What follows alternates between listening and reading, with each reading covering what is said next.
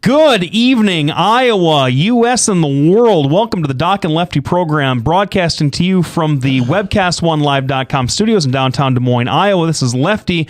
As always, we're bringing the perspectives you love from the sides you hate, and sitting across the table with me is my... You know what? He's my favorite wrong-thinking thinker, Dr. Patrick Bertroche. Doc, how's it going, man? Hey, you know what? I'm glad I'm on the right side. Hold on, I'm not on the right side. There. Now I'm on the right side. I'm right of center. It's about correctly thinking. It's about time. You know what? It's about time. I'm glad that you finally feel, after almost 3 years, I'm glad that you finally feel comfortable in how you're portrayed in the studio. That it's a plus for you. Here's the thing. I'm wondering how comfortable I am being termed right of center, because I really should be right here, right on the edge of the TV right there. Well, it would be even more unsettling to look at, and we don't want that. Here, let's give it a try. Here, what's that look like, Mad? Yeah, there you go. Well, anyway, Doc, we got I like my glasses. Got new glasses. Oh, I love it. So are these? Do you have to hardly even see them? No, no, that's great. Are you going to be taking? Or have you finally solved the problem of removing them so you can't see when you try and read stuff on screen? Because I know the listeners leave them on, and the watchers love that when you do that. When you're like, well, what is this I'm trying to look at? Well, Doc, we've got a new friend of the show. We designate friend of the show status to returning guests of 2 times or more. My good buddy, previously, if you. And we got a lot of views on it. I know that the sort of the Bill Maher, Sam Harris, Ben Affleck conversation that our guest Christjahn Beck, president of the Iowa State Atheists and Agnostics organization, I can't remember, league, club, society. I had it all except the organizing principle. It's a social group, not a league. That would be dumb. Anyway, the League of Extraordinary Gentlemen, something like that. Yeah, well, that was a dumb movie. No offense to it was a dumb movie. Sean Connery and the other guys in that movie that I really liked. But no, so we have Christjahn Beck, which is great because I reached out to him a little bit. Pull back the curtain. We like to sort of just do this off the top of the head, but when we do a weekly show, sometimes, depending on when the biggest stories happen, we don't get to them until the very next Tuesday.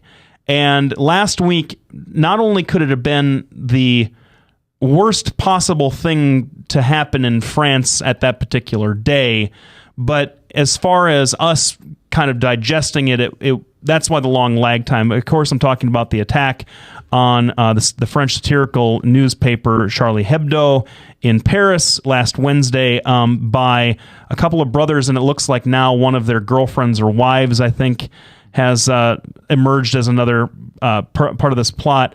Killed about 12 people, 12 members of the editorial staff, and some cartoonists, purporting to be over offense taken to Charlie Hebdo's very admittedly provocative and sometimes inflammatory, offensive cartoon work. I'm sure everybody's been following this. This is kind of like, setting up a story like this, Doc, is kind of like how we used to talk about Syria when we talked about Syria all the time. Yeah. It's everybody knows about it, so I'm not telling you anything that you don't know. But when this happened, and then Doc sent me a message about what we want to talk about for the show, Christjahn, you were the first person I thought about, because almost predictably anymore, almost formulaically now, we are seeing an attack by a random small group or lone person. We saw it with the Boston bombing last year. We are seeing it again with Charlie Hebdo. We've seen it in numerous areas around the Western world where these lone attackers are trying to take out folks. The guy that ran down those 2 guys that attacked and chopped up those British soldiers last summer. Yep. Horrible things, just terrible things, and don't want to sound flip about it at all. But every time you see this, Christjahn, it brings up the question of, is Islam a violent religion? Can you characterize it that way? Does it make any sense to characterize it that way? You and I had this conversation a month or so ago about Bill Maher, Ben Affleck, Sam Harris. If you saw that on our show, it was a really good... You get 2 guys that talk about religion, and the hour just kind of flew by. There was much more to talk about. We took the discussion off the air over the next several days, it felt like, with all the... I can't imagine what kind of joy that brought to everybody listening to two liberals hack it out. Well, but hold on. We can't characterize Oh, my goodness. Christjahn as a liberal yet because he and I didn't talk about politics very much that's on true. the last show. And Doc was very excited. I'm just going to say, Christjahn, I'm sorry. From having done that myself and subjected myself, I'd rather be waterboarded. Oh my! That's a truth. pretty topical statement there from a few weeks ago. No one's even talking about that that anymore. only lasts 40 seconds. The terror report, Ebola, and gas prices that blown right off the page in the last because that's how the news works anymore. But we had this discussion, and so I wanted to have you on because we're seeing that again. Yep.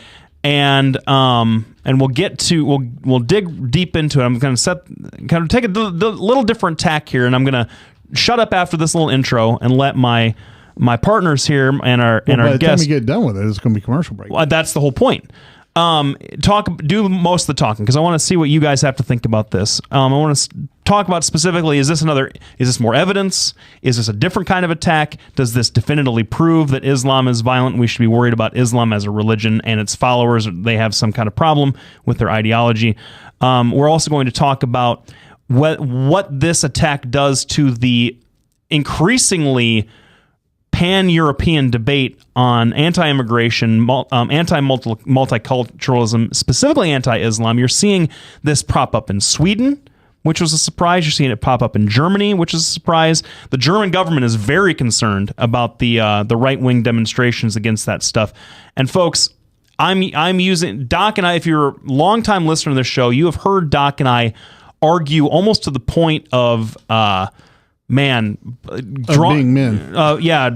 Fists flying about where to characterize some of the what I would characterize as far right wing politics in Europe, and I'm characterizing it the way that the Europeans characterize it. I'm using the language that the BBC uses, and so just so that I don't want to turn anybody off of that discussion by the way that I'm saying things. So things like UKIP in England and the Front National in France are considered by the Europeans to be far right-wing parties, and you're seeing that here in Germany, Sweden, Denmark, passing all kinds of legislation, sort of restricting more and more religious expression around the country. The third thing I want to talk about is President Obama has gotten himself into a little bit of hot water with right-wing media here in this country, surprise, surprise, for not...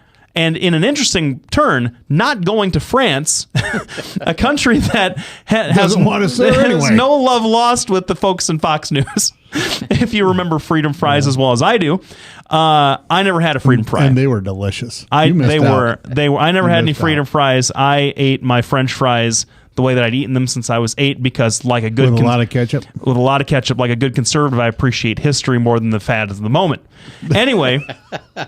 The president didn't go. We're gonna have to go to commercial break. We're getting there. No, we're not. We're at it now. Oh no, I got 30 seconds. The president got himself a little hot water by not going to France to show some solidarity because of scheduling conflict. I want to talk about that. And fourth, kind of piggybacking along that third point, are we characterizing these attacks incorrectly now that we've seen what I think is a shift? And so in how terror attacks are conducted around Western countries, a lot to get to. I'm going to let our guest and my partner do most of the talking while I throw the questions around. I'm just curious. It should be a good discussion. Well, at least I have both my eyeballs still in my head. That made the pressure in my head build to the point where I thought I was going to lose my eyeballs from falling out. Oh well. Anyway. I'm sorry. We want to thank everybody for tuning in. If you made it through the first segment, I promise the rest of the show is going to be great.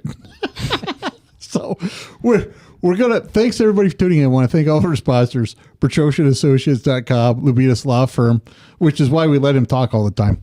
The Halo Capital. I'm a professional talker. Deloitte Anesthesia, PC, 515-574-6442. We're broadcasting out of the Webcast One Live studios. You can find us on docandlefty.com. Which is part of the studio as well. So you can follow us there. We have new blogs coming up this week. Please follow us on Facebook and Twitter. We'll be back right after this commercial break. Petrosian Associates, how can I help you? Petrosian Associates will provide you with a friendly, caring, and confidential place to find help for mental health concerns. We are ready for your call. Our doctor, Dr. J. Patrick Bertroche, provides a full range of psychiatric services for children, adolescents, and adults in a forthright and informative manner while maintaining a casual, comfortable, and relaxed atmosphere. Whether you're 10, 25, 50, 80 years old and beyond, everyone needs to live within their means. I'm Tom Coates with Consumer Credit of America. For almost a quarter of a century, we've helped people of all ages learn to manage their personal finances to benefit them far into the future. When problems arise, we've got the experience you need to make those debt problems go away. Got financial problems? Call Consumer Credit of America. From the RE/MAX Real Estate Concept Studios, this is Webcast One Live. Hey, welcome back, everybody. Thanks for sticking around. We've got a pretty good show. We're talking about Charlie Hebdo. We're talking about some of the religious stuff. So I've thrown out the four things that I really want to talk about with respect to this issue. Doc, what do you want to hit first? Do you want to just go run it down the order, or? Yeah, run it down the order. You started out. Yeah, so once again, we've seen another attack by folks professing to have Islamic faith and going around killing people. And this time, and it was pretty explicit. There is no real controversy about what these brothers and their associates wanted to do. They wanted to punish this magazine for some of its fairly, admittedly, inflammatory, offensive cartoons over the years depicting the Prophet Muhammad and things of that nature. And so, and let's be clear, it isn't just depicting the Prophet Muhammad in an inflammatory way. It is any depiction of Muhammad, right? Which is punishable in the Quran by death. I mean, that's the law according to the Quran. In the Hadith, it's not in the Quran itself. It is in the, I believe it's the Sunni Hadith. So it's not. Which explicit. is that a Wahhabi school, or is it common to all of them? Because that's a great jumping off point, because I feel like this conversation of Islam is violent and produces violent things and is a flawed ideology that is inherently just bad for humanity is reductive and is is not necessarily wrong in so much as religion itself is dangerous. Christjahn, you and I have talked about that, but I want to hear what you guys think about it. So, Doc, Islam, is this more evidence of Islam as being dangerous in and of itself, per se dangerous to society? Well, I believe it is. I believe that they now when I say they, I'm making a generalization to the Islamists. The bottom line is, and let's just face facts here. The bottom line is, if you get a zealot or if you get a fanatic, it doesn't matter what it is. If you talk about Buddhism, talking about Google, if you're talking about chess, like, late plays during whenever I'm talking, if you get a fanatic, there's going to be all kinds of problems. It doesn't matter what you want. The same is true with climate change. You get fanatics, they can become dangerous. The same is true with people that are pro-life that become fanatic. That's part of the problem. One of the appeals of Islam, though, because let's face it, if you want to find God, go to prison, because he's there. Everybody finds him there. It just depends on which particular flavor of God you find. Now, I differ with my Christian friends a lot because I think it's all one God. The Jews worship the same God the Christians do, and that the Muslims do. That's clear. Read the Bible; it's right in there, right? The problem is anything that you take as something that's important to you can be interpreted however you want. That's the strength of the Bible. In my personal opinion, the strength of the Bible is it is a personal message from God to us on how to live our lives. It doesn't mean that you get to go out there and shoot an abortion doctor, just as In Judaism, you're not allowed to go out there and stone people because they have the 660 rules of this. But in Islam and in the Quran, if you're dealing with an infidel, you're dealing with somebody who is soulless. That is how it is taught. Now, I'm in the middle of this book that they use the madrasas over there. I haven't gotten all the way through it. I'm about halfway through. But that is what they teach, and that's what's taught in the madrasas. In a lot of these madrasas, I don't know if it's all of them, but the people I've talked to, that's what it is. Therein lies what the problem is, I think, with Islam. You no longer have a caliphate that can interpret it, and two, you don't have people invested in trying to be part of the government, because as Blake has pointed out before, when you have a religious government, then the power comes from God and not from the people. That's the thing that I think makes Islam dangerous. And just like you pointed out, it made Christians back in the day dangerous as well. It's just we've evolved beyond that. Right. Now I want to hear what Christjahn has to say. It's interesting because you and me, if you were to chart the positions on this, you and me would have, I think, fairly similar opinions on the outcome, although different paths to get there. But at the same time, I've said the same thing to Blake, so maybe what I'm saying is completely meaningless. But I would take issue with a couple things that you said. One being the distinction that you draw between the Bible and the Quran. The idea that the Bible is a direct revelation from God in a way that the Quran is not, I don't think that holds up to scrutiny.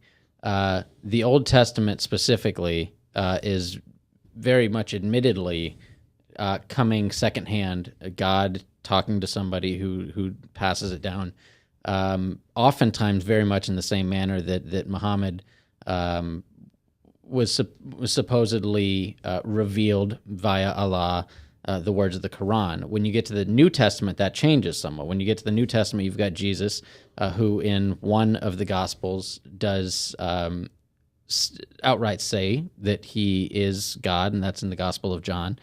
That is referenced, but I don't think that that's a fair distinction to draw, because I think there's a lot of issues. There's a lot of issues in play here. I don't think that's one of them.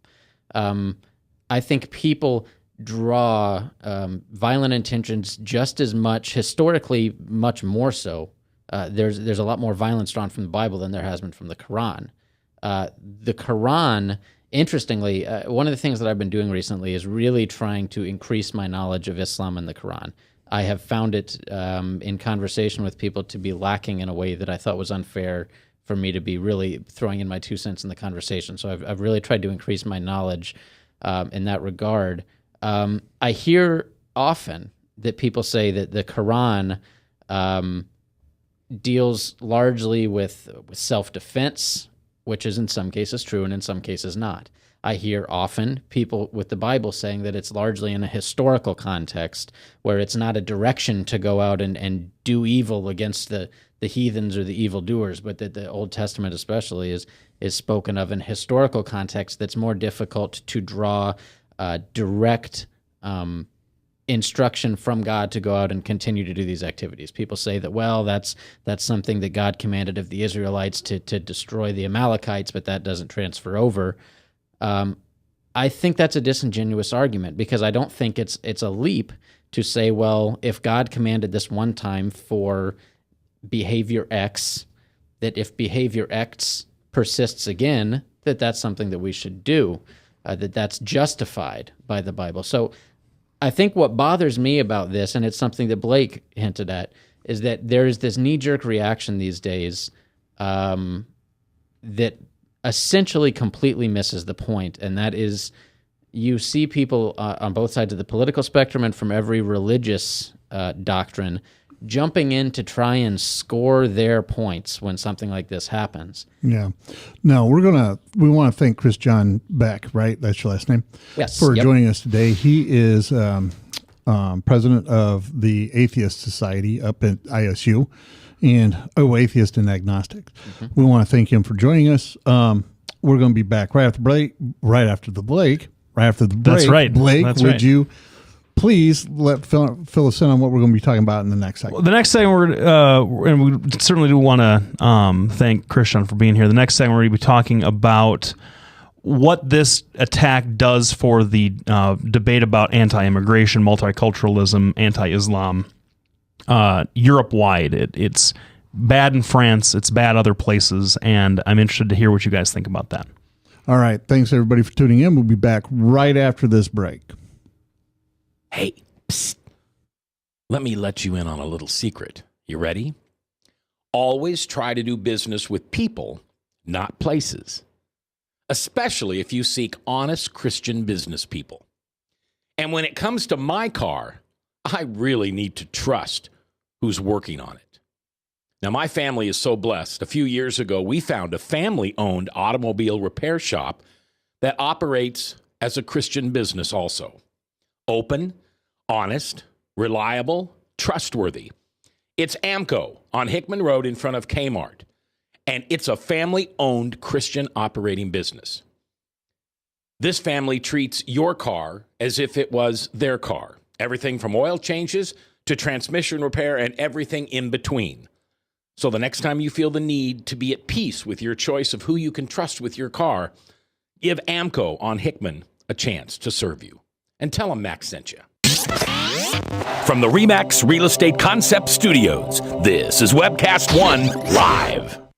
Hey, welcome back, everybody. Thanks for tuning in. We're here with if you just joining us, we're here with our guest friend of the show, Christjahn Beck, the president of the Iowa State Atheist and Agnostic Society.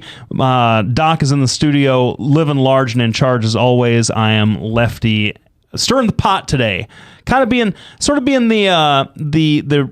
the ringmaster while you two kind of do your thing, because you do your thing so well. The next topic I want to talk about, and I want to get your guys' takes on in the next few minutes here until the first half hour is burnt up, is these attacks. I shouldn't say this attack specifically, but we've seen a lot of these attacks in the West. There was a few British soldiers who were killed in the UK. There's more attack. The guy on the motorcycle last summer or the summer before in Paris who killed those kids at that Jewish school, I think, or maybe it wasn't a kid. Killed a teacher at a temple school in France. And you're seeing, and when you see a lot of these Islamic leaders that come out and sort of, the more what have been now termed as the moderate voice of Islam, which I don't know that really means anything in the similar way that what's the moderate voice of Christianity, right? You believe harder. I am. Fair enough. You either believe or you don't. You either have faith in something like that or you don't, in my opinion. But I guess it's the folks that don't have the ratcheted up rhetoric. These guys come out and saying, "Hey, look, a lot of this is a reaction to some of this anti-Islamic legislation that's been passed in a lot of these Western European countries, and then the folks that defend that legislation are saying, hey, look, we're under immense pressure from immigration, from early, more liberal policies in the prior decades of forced multiculturalism, and you're seeing political opponents to that gaining more seats in the different parliaments around Europe. And so, Christjahn, do you think that this is at this point, this kind of attack is not a one-off? We can't just say that it's a terrible tragedy for sure, but it's going to happen again. Yep. If history is a guide at all. Is this going to move the needle in an appreciable way, do you think, with what's going on in Europe politically? It's really hard to say because a lot of times you can really only make that claim after you've had time to view it with some historical context. Mm-hmm. I think probably in the short term, it's certainly going to have an appreciable effect. It's going to be whether that carries out, whether that's something that's sustained over the long term, similar to what you saw in the United States after 9/11 is kind of a bad example because that was on a scale that just so far surpasses anything. But with the Boston Marathon bombings, there is a very passionate uprising to do something and to take action. And I think a lot of times what you see is politicians respond to that in the short term in ways that don't necessarily impact always long-term policy. And some of that's good, because I think it's a bad idea to make a really important decision in the heat of the moment when something like that has happened. But this is just something that Europe's been struggling with for a long time. Like, I mean, in framing the question, I think you put it very well. This is not new. This is not the first time this has happened. It's not the last time it's going to happen. There's something very interesting going on in Europe that I think, more than I used to, that religion is as much a symptom as it is a catalyst here. Right. Doc, one of the things that always bothers me about stuff like this is nationalism. But the Europeans do nationalism a little differently than the Americans do nationalism, don't they? Yes, they do. And one of the things, there's a couple of things. One, we have somebody texting in, one of our listeners. His name's John. When you were talking about how this is going to play out, we're talking to Christjahn now.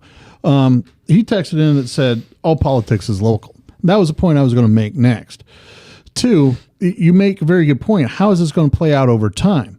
Well, one of the things that happened, as we all remember, Spain suffered a terrorist attack, and that changed at the right time, changed their entire government. The London bombings too had a big. And I can't believe I forgot about the London bombings, because that was a big deal. Yep. And the problem is that they had a different effect, but the end result was these nationalist parties seized upon that.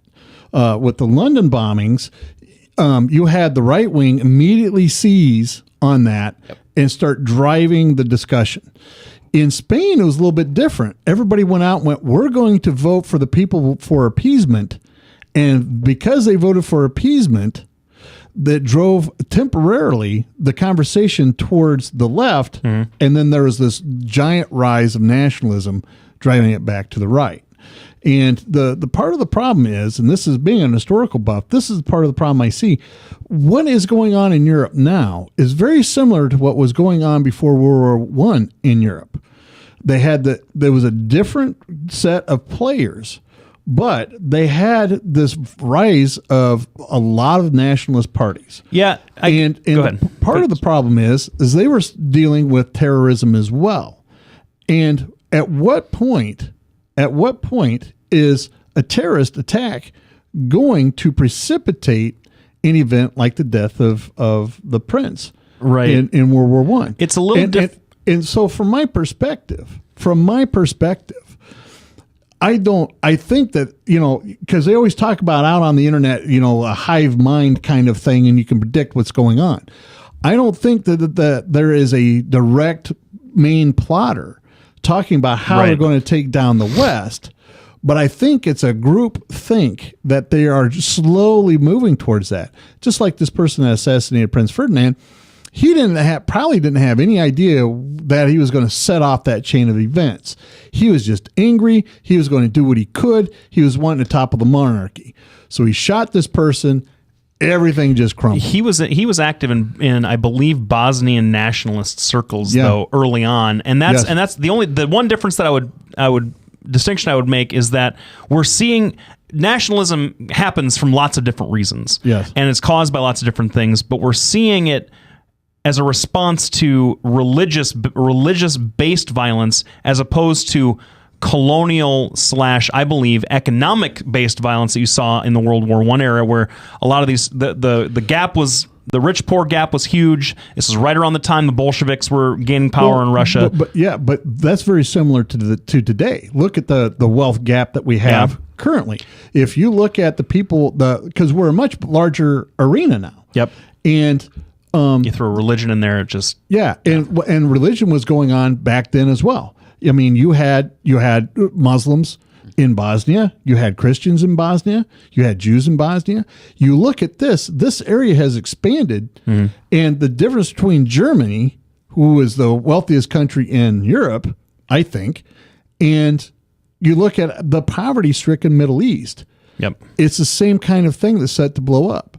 Now we're going to come to the end of this segment. Do you want to continue on this discussion, or do you want to go to the next one? I think that we could probably mine any of these, and unfortunately for the listeners, I hope that you take some time. I'll be writing about this next week. I hope you take some time to follow what Doc and I are doing on this, and if Christjahn has a really great blog, I think Ask an Atheist, I believe is what it's called, and he's been doing some work about these sorts of things recently. So if you want to keep thinking about this and looking into it, please do so, but we just don't have the time, so we're going to move on to the next thing. All right, what's the next thing we're moving Next thing, on to? I want to talk about basically...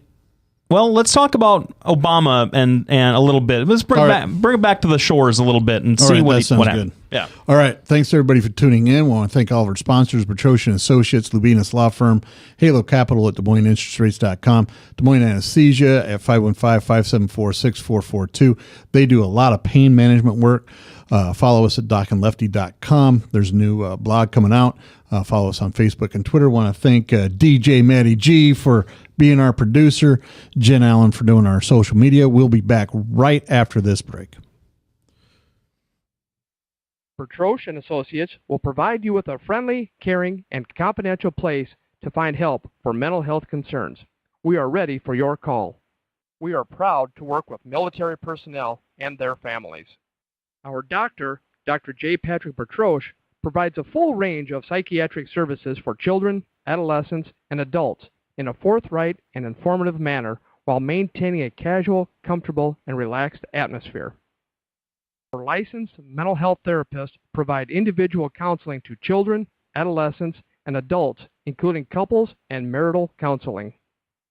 Visit our website at BertroshandAssociates.com for more information or call 515-334-9484. Our offices are located at 5525 Meredith Drive in Des Moines, just east of Skate North off Merle Hay Road. Isn't it time to talk to someone? Take care of yourself and your family. Contact Bertroche and Associates. Hey, welcome back, everybody. Thanks for sticking around. As always, we blew through the first half hour like it was nobody's business. And we're talking a little bit. We're talking about the attacks in France, the wider implications. Certainly, I know that Doc, you've got a lot of friends in Europe. You got a lot. You've traveled extensively in Paris, in that whole area. Well, not in Paris. You've never been to Paris? Never been to Paris. You've been to France, though. I have back in the day. I had a girlfriend in the Alsace. Ah, I see. Which is why the only reason you would go to France, honest. So. But you're the world traveler in this group, and so I know how difficult these kinds of things are to hear about, especially for somebody who likes to look beyond the shores. Now, looking back towards the shores a little bit, our president, Barack Obama, in case you didn't remember his name, got himself into a little bit of, and I saw, the reason I'm even bringing this up, I saw this on one of my friends' Facebook feeds, criticizing the president for not being with the other leaders, the other national leaders in France for the Day of Solidarity. I think it was over the weekend. Yeah. And I think Eric Holder was there, but no, Eric Holder wasn't. He wasn't. I thought he was. I thought he was there. In France, but Obama couldn't make it. Kerry couldn't make it, and nobody could make it. No, America wasn't there. And this criticism of how this is how we treat our allies. Now, Doc, I know this is served up juicy and bloody for you. So, is this a huge misstep for the president? I don't think it's a huge misstep. I mean, he has liberal media coverage. He could, well, I already did the roasting babies thing, so I'll avoid that. Yeah, but, let's not roast any more babies on the show. We won't do that one again. But the bottom line is let's take an honest look at this. The pictures that you see of everybody getting together, marching in solidarity, you have the leaders of France, England, Germany. These people are all an hour away by air. All right. It's like us going down to Indianola, right? Right. And yeah, it's great to go down there to Indianola to show solidarity. But the reality of it is these people are in Alaska. That's I mean, for Americans, that's the distance you have to cover if you're the president to go over there. It was a spontaneous thing. They all got together. We should have sent somebody. I agree. We should have sent somebody. It would have been appropriate to send John Kerry, right? But the truth of the matter is these people were nowhere near where everybody else was marching. Nowhere near. Simply for common sense safety reasons. If you get every head of state in the Western world all together, that makes a very tempting target. And the White House did put out a presser about the security concerns for the president being in that group. Oh, yeah, and absolutely. So I don't think, the bottom line is, it was logistically, it's a lot easier for the Europeans to get around to each other's capitals than it is us. That's why, I mean, even the Russians have a difficult time getting into Europe, right? I mean, that's a long flight from Moscow to, say, Paris. But the bottom line is there's a definitive safety issue with this. I think John Kerry could have gone. I don't think there was a problem with that. But let's face it, by the time anybody would have known, Kerry would have had to spend, I think, it's a solid 8.5 hours on a plane just to be able to get there. And, we're 6 hours behind. Yep. So how's that all going to work out logistically? Number two, I do think they should have sent somebody. They could have done it, but I don't think this is going to hurt Barack Obama at all. What do you think, Christjahn? I don't think it's gonna hurt him any more than any decision that he makes at this point in his political career is going to hurt him. I think no matter what, he was going to be criticized. I think if he doesn't go to France, he's seen as kind of giving the finger to our allies. If he does go to France, he's seen as supporting a satirical magazine that's intentionally inflammatory. I think we probably should have sent somebody. I don't think it's necessarily appropriate for the president to go. But that said, I'm not in that position. I just think that this is going to be a political hockey puck, no matter how it goes. When he's looking at it, the conservative media is going to attack him no matter what he does. The liberal media, to the extent that that there is one, is going to excuse. MSNBC will excuse whatever he does. Yes, as will everybody else except for Fox News. Well, that's a whole nother topic. Well, I know, but I just need to throw that in there. Here's something from my brother Joe, who never misses an opportunity to crap right on Obama. And he says, and I agree with him, our president should never be put in harm's way. And the bottom line is that's what would have happened. That's a good point. And I guess, you bring it up because I think here's what's fascinating to me about this. You have this magazine, newspaper, whatever. I've never seen an issue, so I think it's a magazine, right? That was formed during the death and the funeral ceremonies for Charles de Gaulle by a bunch of 1960s liberal hippie radicals who were pretty much all still with the paper and were some among the people who were killed last Wednesday. And it must be driving Marine Le Pen and her party nuts because they hated this group. They hated this paper. All the right-wing folks in France hated this paper. And now it's sort of an enemy the enemy of your enemy is my friend, or enemy of my enemy is my friend. How I can butcher that. And so the president wading in, and you're right, the president wading into that sort of mess, just terrible thing. It wouldn't have been right. Yeah. We're going to be back right after this break. We want to thank everybody for tuning in and listening to us tonight. We have a special guest, friend of the show, Christjahn Beck, who is who is the president, right? Yep. Of the Iowa Atheist and Agnostic Society, and he's in here throwing his 2 cents worth in, which is a cent and a half more than either one of us are worth combined. So anyway, thanks to everybody for tuning in. We'll be back right after this break. From the RE/MAX Real Estate Concept Studios, this is Webcast 1 Live. Get away from us, you mean old credit card. We don't have any more money. We're in trouble now. Save us! Help! Somebody save us! Somebody help! Help! Save us!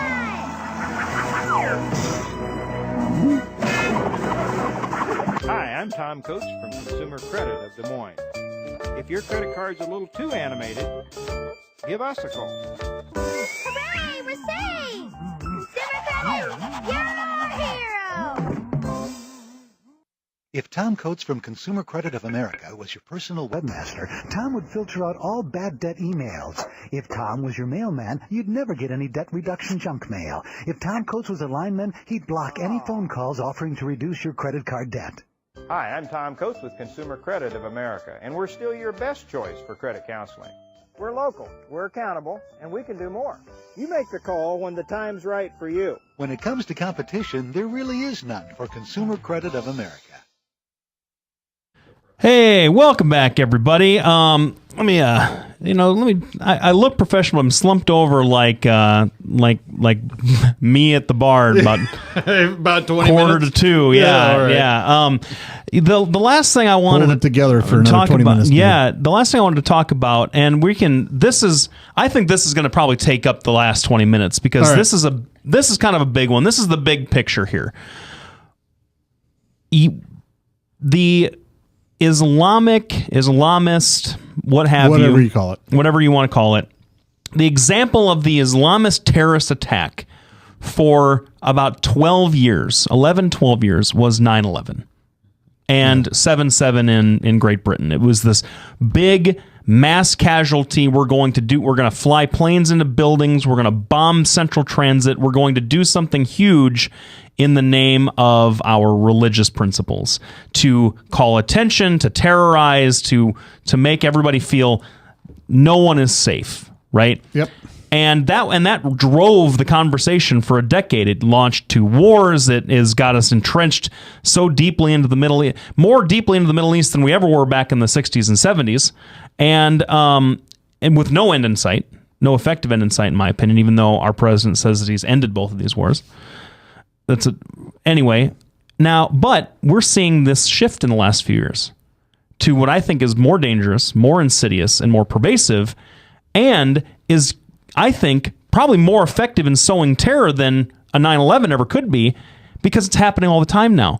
You're seeing small groups inspired by social media, by mass media, these marketing, almost marketing-looking websites from these different terrorist groups around the world, popping up and hitting soft targets in these different countries. We had one in the States. I think that you could characterize the Boston bombing as one of these sorts of attacks, although there is no evidence, and certainly the surviving Tsarnaev brother is not claiming any allegiance to any central ideology the way that some of these other guys are doing. But is that a trend that I'm going to throw it out there? I think this is how terrorist attacks against Western targets is going to happen from now on. I think it's more dangerous. I think that it is going to provoke more terror in the population, but without doing as much actual damage to that population. Christjahn, what do you think about that? I think you're right. That's not to say that I disqualify something on the scale of 9/11 from ever happening again, but I think 9/11 really woke the U.S. up. Not that we weren't aware beforehand, but it really woke the United States up to what some of these groups were capable of if left to their own devices. The level of organization and financing that something like 9/11 takes is something that after 9/11, the entire world, the U.S. along with all of our allies, have very much sought to discourage, and we've been pretty effective at it. I mean, at minimizing the impact that groups like Al-Qaeda are able to have. So something on that scale just isn't practical anymore these days, unless you can really do it under the radar. The attacks like you're talking about, these kind of lone wolf, fly under the radar and do something like we saw with Charlie Hebdo or with the Boston things, are a lot more pragmatic. You can pull it off. You can evade security for a lot longer. You can go undetected, and it does. I think you're right. I think it does make it. It makes it even scarier because something on the scale of 9/11 happens so rarely, but with some of these other ones, it actually inspires terror, which arguably is the point. Well, the thing is the old guy's going to weigh in on this. You guys weren't around with the wave of terror in the 60s, 70s, and early 80s. You had these groups, the Islamist groups, still throwing bombs, still attacking airports. There's an airport in Italy that was attacked where This one gal that had written to Gorbachev, she was flying to meet him in Moscow, got shot in this Italian airport. They would kidnap and blow up planes in the 72 Munich. Absolutely. This is here's the difference between terror before 9/11 and terror after 9/11. And the difference is they hit America. That's the only difference. And the bottom line is we finally woke up to it. This is something that the Europeans have been dealing with since at least the 60s. Way back when, we've talked about this, privately too. Back in the 30s, 40s, and 50s, there was a lot of terrorism between the Jews who wanted their own Palestinian or their own state and the Muslims that lived there. And the Jews utilized these very same tactics. The Muslims responded in kind. You're right. It drove our debate. And we were talking about this with the terror show that we had. The bottom line is we didn't pay attention to the Middle East. I blame Clinton, but you can blame a whole list of things that could have gone on. We didn't have the intelligence. That's what happened. And so for the next decade, we went, well, we're going to wipe it out. Well, the bottom line is you can't wipe out terrorism. If you could do that, abortion doctors would never get shot. The Boston bombing wouldn't have happened. And the bottom line is it hasn't changed. From the time I was a kid, these attacks haven't changed. They were just able to get us one time. And yet our entire policy and trillions of dollars have been spent in fighting wars against terrorism. Now, and hold on, it changed the policy because remember the Clinton administration was castigated by the right around 9/11 for basically being an appeasing police presence in the Middle East. We can't be police. We have to be a military. We have to have a military solution to this stuff because that's the only way you're going to get the masterminds here that hit us. That was George W. Bush's foreign policy with respect to this issue. That's been the Obama administration's foreign policy with respect to this issue, with the drone strikes and the different special forces operations that they've used against some of these bigger leaders. That's certainly their policy against the Islamic State right now, is in their support capacity for Iraq. And so what I wonder is, since we're seeing. Now, it made a certain amount of sense. I didn't agree with it, but it made a certain amount of sense that when you had a big attack that was sort of launched by a singular group going after the country that harbored and gave succor to that group made sense. It made a certain amount of sense. But now you're seeing this metastasize everywhere. Is a police sort of response, country to country, more appropriate now? Well, first of all, I take issue with the fact that it's metastasizing. The fact of the matter is, and the point that I was trying to make before, it's always been there. It's always been there. It hasn't left. It hasn't. Okay. And the bottom line is you get somebody like Bin Laden, who has developed $300 million. You can build quite an organization with $300 million, especially when you live in a hole where the average people make $15 a month. Especially if you're the Islamic State doing the same thing. And that's the kicker. Now, the thing is they were able to hit us. We did wipe that one out. We got the head of it. But the problem is they're still all there. You can't stop individual crazies. That's the problem. And when you get a bunch of crazies banding together, it's going to create even more problems. Now, what are we going to go to next segment? We're up on a break now. Well, I think we're going to continue this one because I want to talk to Christjahn about his thoughts about the point I made. We'll be back right after the break. Thanks, everybody, for tuning in. We're talking about Charlie Hebdo and terror in general, along with Boko Haram. We got to get to that one because that one's just plain awful. Because that's what we talk about here. Awful things, especially at the last segment. Yep. We'll be back right after this break. Thanks, everybody, for tuning in. Thank you, DJ Matty G. Bertroche and Associates will provide you with a friendly, caring, and confidential place to find help for mental health concerns. We are ready for your call. We are proud to work with military personnel and their families. Our doctor, Dr. J. Patrick Bertroche, provides a full range of psychiatric services for children, adolescents, and adults in a forthright and informative manner while maintaining a casual, comfortable, and relaxed atmosphere.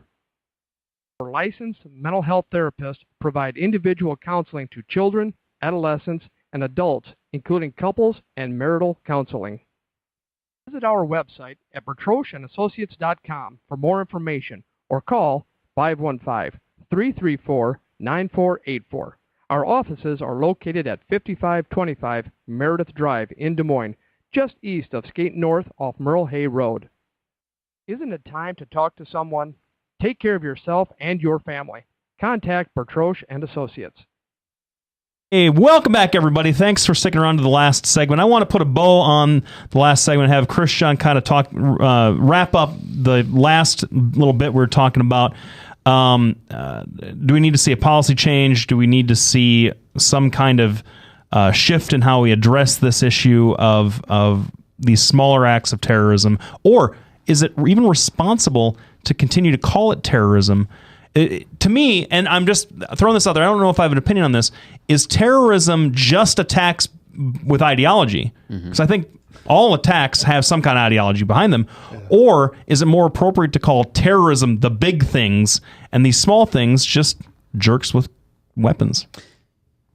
I think that's a very good point. I think it's interesting when you talk about things like hate crimes or terrorism, what you're really delving into is intent. And it's very hard to establish that. I mean, when somebody drives off yelling, "We avenged the prophet," it's a little easier to establish what their intent was. Talk to the Polk County Attorney's Office. They establish intent every single day, apparently. Absolutely. Well, let me real quick do the definition of terrorism, and this is out of the FBI website. Yeah.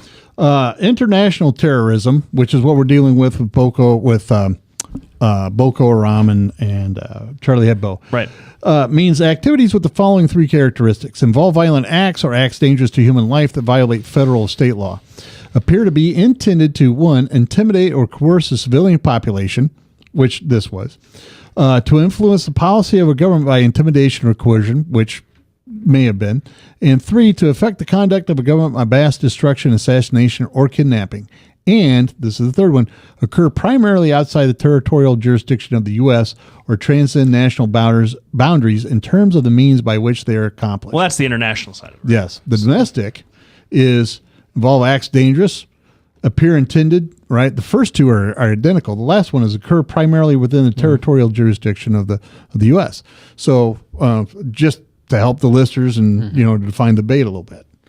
So yeah, and I think one of the things that really bothers me about this, and I'll try and be quick with this because I know you guys want to move on, is that a huge part of what happens here is we get wrapped up in a conversation about religion, which is fine by me. I get to come on your show and talk about it. But I think what gets overlooked is there's also there's a lot of geopolitical and historical stuff going on here. And when you have, and this gets really touchy, and I'll take on the role of the bad guy here. When you have some of these interactions between what we would generally call second or first world countries, and then the coded, loaded word of the civilized world, and I realize that that's kind of an inappropriate way to put it, but so be it for now. Some of this is just what's going to result, and the problem is we have trouble talking about it. We don't know what to call it, we don't know how to characterize it, and we don't know how to address it because we don't talk about it in an intellectually honest way very often. We certainly don't do it in public settings, on Fox News or on MSNBC or in the media in general, or on the Senate floor for that matter. This doesn't get talked about in an intellectually honest way.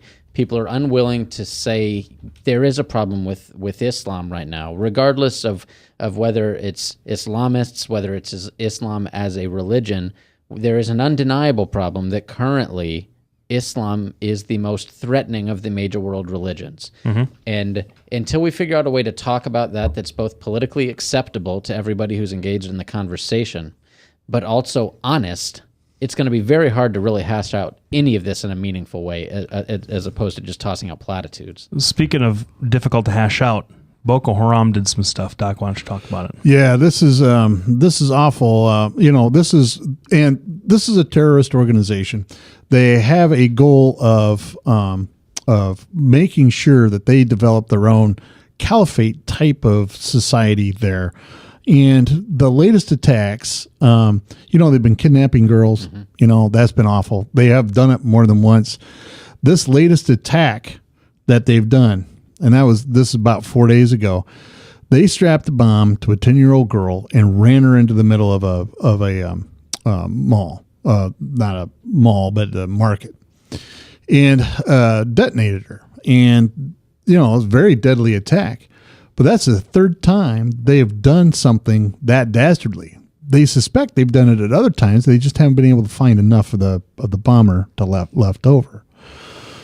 The bottom line is how in the world? Now, I've read the Quran several times. I can tell you there is nothing in the Quran. You were talking about the Hadith earlier. I bet you there's nothing in that at all that says it's okay to grab a girl, strap a bomb to her, run her into a mall. I'm pretty sure it says it's not okay to sow mass destruction among innocent civilians. I'm pretty sure it doesn't say that. Now, part of the problem with this whole thing that I view, and because you hit it right on the head, we have to have an honest discussion. The honest discussion is, how do Muslims view those who are not Muslim? That's really how we should be talking about this. How do they view us? Christians view pretty much either as misguided and need to come back to Christ, or accepting of everybody else. And, here's my word. I mean, because you have televangelists. I mean, you don't have televangelists going, we're going to bomb you if you don't agree with what I say. The only thing that I would say about that, I would be very fascinated to see what would happen to a community of Christians who were put in the same kind of socioeconomic position that a lot of these Islamic folks are put in. I'd just like to see what would happen. I would like to see what would happen. Well, but what happens is they get wiped out. I mean, there are Christian towns after Christian town getting wiped out. No, not like artificially, like you do it right today. I'm talking about historically. You don't have the same kinds of colonization in Christian majority countries that you do in the Islamic world. That's a history of that. But for one thing, let's not pretend that this is something that Christians haven't done in the past. This is but I'm not going back 600, 800,000 years for this. That's that's a facetious argument right there. I don't think it is. Well, I think it's absolutely a facetious argument, because you can't. It would be like saying, well, if we go even further back, an ape was carrying around a rock and hit somebody else. Maybe he believed the rock was God. But if you're going to toss historical context out, then what we're left with is an impotent conversation about what's going on right now. Well, and we're not talking about throwing it out. What we're talking about is, Christians the Christian religion and the Christian beliefs have evolved beyond that. That's what we're talking about. So if you want to put it in historical context, what we really need to be talking about is how come Islam has become so violent, and what makes them think that it's okay to do these horrific things when nobody in the Christian community would say it's okay to do these things. Nobody would. When we start talking about abortion doctors getting shot, you didn't have people getting up there going, hey, let's go out and shoot some more. You had people going, this isn't what the right to life argument is about. You have a lot of people that supported that, though. I agree with... Not a lot. It's not a lot of people that supported that. No Christians I knew supported that. Well, nobody I knew supported that. It's because you hang around with decent people. But it's also not an overwhelming majority of the Muslim world that thinks that what happened at Charlie Hebdo, it was totally appropriate. And that is absolutely correct. And like I said, we're guiding our conversation towards the Islamists. One thing I want to say real quick, and I want to say this. Tajikistan's imam got up there and said, this is not what Islam is about, and the attack on Charlie Hebdo is terrible. And I want to say bravo to you, my man. Bravo to you.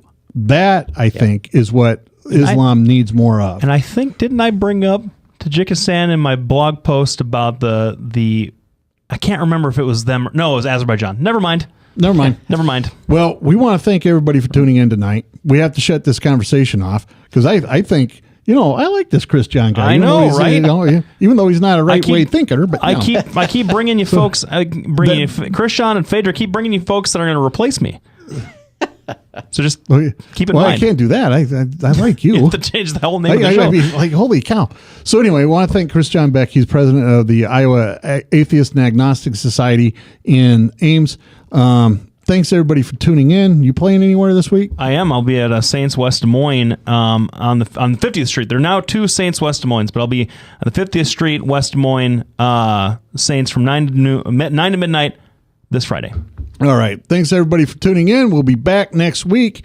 We may even tackle the gas tax because there's a lot of heat brilling up on that. We're going to pass it is the thing. That's what's going to happen. You think so here in Iowa? Your governor loves it. Your Well, Republican legislature loves it. It's going to happen. There's no Gas way is that- cheap. It's going to happen. Yeah, well, we'll talk about that next week because I'm already mad about it. Thanks everybody for coming in or for tuning in. You can come in too. We'll be back next week. Hi, I'm Representative Tom Shaw, and I love these guys. Both of them. Love these guys. Get over here. Get over here. Love both of them.